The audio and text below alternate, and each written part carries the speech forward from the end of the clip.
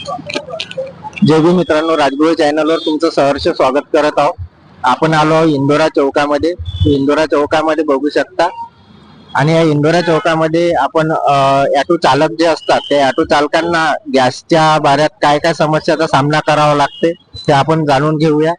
हे बघा, हे ऑटो चालक आहेत आपल्या सोबत. दादा, तुमचं नाव काय? माझे नाव चिंतामण शेषराव डोंगरे आहे. मला एक सांगा, आधी गॅस 56 पैसे होता, आता तो गॅस एका महिन्याच्या कालावधीनंतर 135 रुपये लिटर झाला. मला काय काय सामना करावा लागत आहे गॅस वाढीचा?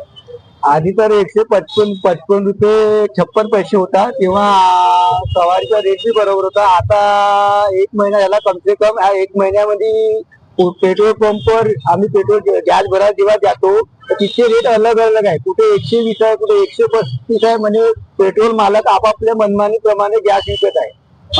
आणि तिथं त्या सरकारची त्याच्यावर काही कारवाई होत नाही. मालकावर, गॅस पंपवाल्या मालकावर काहीच कारवाई होत नाही. आणि वरतून आम्ही जर सवारीला 10 रुपये अगर जास्ती मागितले, ते 10 रुपये कशाचे म्हणते 30 रुपये म्हणते, नाही तर मग बसने चालले जाते. आम्हाला दिवसभर आमची कधी 1 रुपया बी नाही कमत. आम्ही खाली आज घरी वापस जातो. आमचे मुलं आहे, आमचा परिवार आहे, आम्ही कसे पाळावं त्यांना? आता आम्हाला विचार बहुत मोठ्या संकटामध्ये गव्हर्नमेंटने पाडलेला आहे. आता आम्हाला आमच्या ऑटोवाल्याची आम्हाला कोणाचं लक्ष नाही आहे. आजच्याकडे कोणाचं लक्ष नाही आमच्याकडे. आम्ही असं खूप मोठ्या संकटामध्ये आता जात आहोत. आम्ही अधिक किती दिवस आम्ही या संकटाचा सामना करावा हे आम्हाला कळत नाही आहे. आणि हे लवकरात लवकर सरकारने याच्यावर ठोस निर्णय घेऊन आम्हाला याच्यातून आश्वासन देऊन आम्हाला याच्यातून मोकळं करावं. मला सांगा, गॅस मिळतोय का तुम्हाला?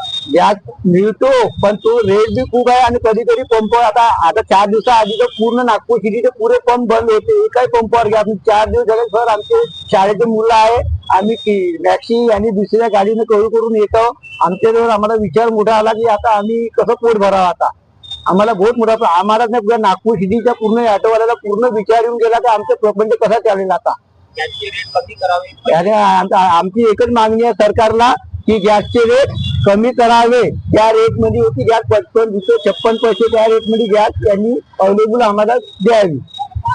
तो जुना रेट आहे, तोच जुन्या रेट मध्ये. तेव्हाच आम्हाला काही सवारी रेट पैसे देत नाही सर. जो रेट आहे त्याच रेटने आम्ही करतो. आज आम्ही जर इथून 100 रुपये कामठीला गेलो तर आम्हाला 70-80 तरी गॅस लागते. 20 रुपयात का पडेल सर आम्हाला?